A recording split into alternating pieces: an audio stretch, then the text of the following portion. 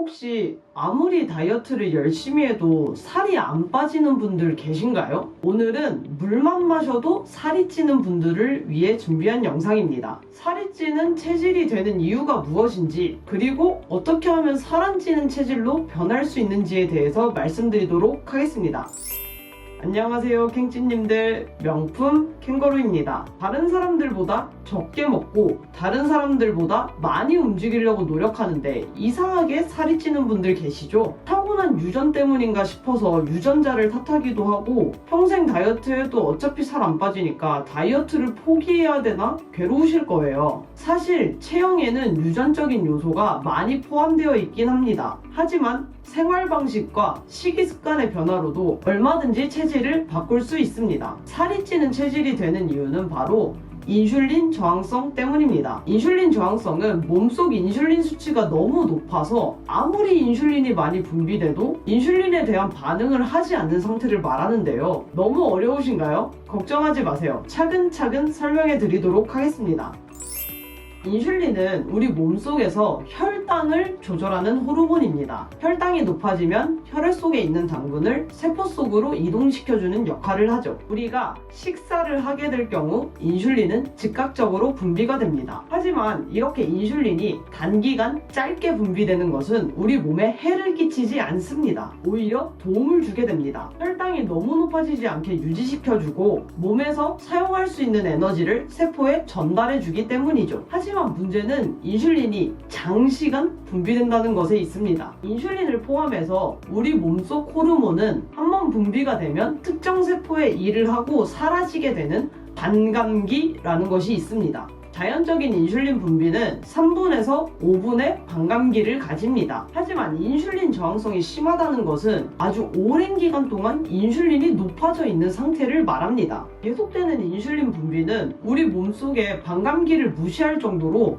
아주 오랜 시간 동안 인슐린 수치를 높아지게 만드는데요. 문제는 인슐린 수치가 높아지면 우리 몸은 계속 저장만 하는 상태로 있게 된다는 것에 있습니다. 인슐린은 간, 근육, 지방세포에 포도당을 저장하는 역할을 하는데요. 우리 몸은 저장될 수 있는 포도당에 한계가 있습니다. 그것도 100g에서 400g까지 아주 적은 양이죠. 이렇게 적은 양의 포도당 외에 남은 포도당은 지방으로 저장이 되게 됩니다. 여기서 한 발자국 더 나아가서 인슐린이 장기간에 있을 때의 문제는 지방을 분해하지 못하도록 한다는 것에 있습니다. 인슐린은 우리 몸속에서 지방이 분해되는 지방대사 경로를 막게 만듭니다. 그래서 우리는 계속해서 탄수화물 대사만 할 수밖에 없는 몸이 되어버리죠. 즉, 우리는 지방을 저장만 하고 지방은 사용하지 못하는 상태가 되어버립니다. 바로 인슐린 저항성이 심하면요. 처음에 살찌는 체질의 원인은 바로 이 인슐린 저항성이 높다는 것에 있습니다. 인슐린 저항성이 높은 상태에서는 아무리 먹는 양을 줄여도 살은 빠지지 않습니다. 이게 바로 우리가 살찌는 체질이 된다는 것이죠. 그래서 우리가 살찌는 체질이 아닌 살이 빠지는 체질이 되기 위해서는 인슐린 저항성을 낮춰야 합니다.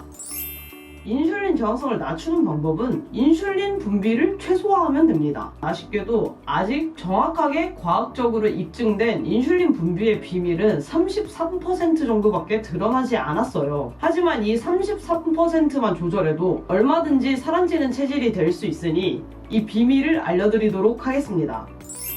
인슐린 저항성 낮추기 첫 번째, 당분을 먹지 않습니다. 인슐린 분비의 23%는 바로 탄수화물이 차지하고 있습니다. 탄수화물 중에서도 당분을 피하는 것이 중요한데요. 왜 그러냐면 당분은 포만감을 주지 않는 탄수화물이기 때문입니다. 특히 액상 형태로 된 과당은 혈당은 높이지 않지만 인슐린 수치는 아주 크게 자극하기 때문에 각별하게 주의하셔야 합니다. 그러니 절대로 음료수를 드시지 마세요. 우리가 인슐린 저항성을 낮출 때 마실 수 있는 음료수는 물, 탄산수, 차, 커피밖에 없습니다. 제로콜라처럼 칼로리가 없지만 인공감미료가 들어간 음료수의 경우는 혈당은 높이지 않아도 인슐린은 자극하니까 절대로 드시면 안 됩니다.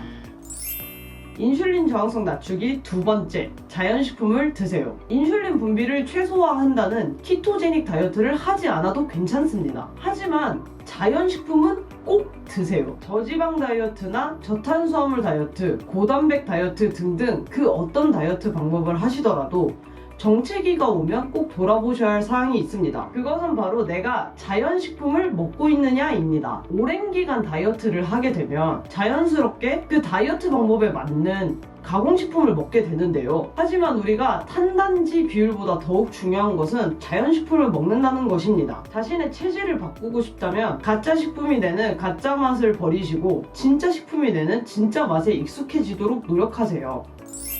인슐린 저항성 낮추기 세 번째, 단백질은 적당히 드세요. 단백질은 우리 몸에서 대사를 원활하게 만드는 효소와 호르몬을 만드는데 아주 중요한 역할을 합니다. 또 포만감을 지속시키는데도 중요한 역할을 하죠. 하지만 단백질은 먹었을 때 우리 몸에서 혈당은 높이지 않지만 인슐린은 탄수화물과 같은 정도를 높이게 되는데요. 이 때문에 단백질도 과도하게 먹을 경우에는 탄수화물을 먹는 것과 비슷한 효과를 내게 됩니다. 따라서 단백질은 적당히 대사가 활성화될 수 있는 정도만 드시기를 권합니다. 제한하는 단백질 양은 자신의 체중에 곱하기 0.6에서 1, 운동을 하시는 경우에는 1.5배까지 드셔도 괜찮습니다. 예를 들어서 체중이 60kg이라면 36g에서 60g 정도를 드시고 운동을 하시면 90g까지 드셔도 괜찮습니다.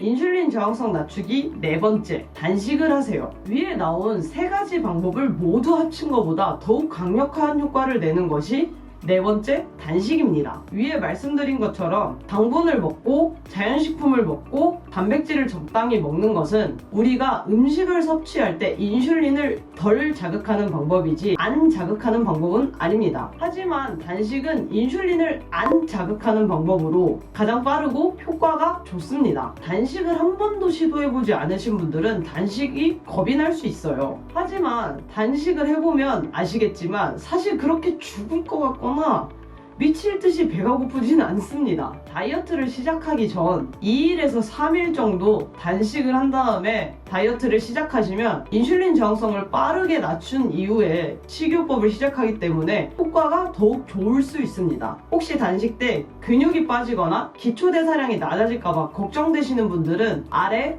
더보기란과 댓글에 링크를 남겨드릴 테니 저의 다른 영상을 보시면 도움이 되실 거예요.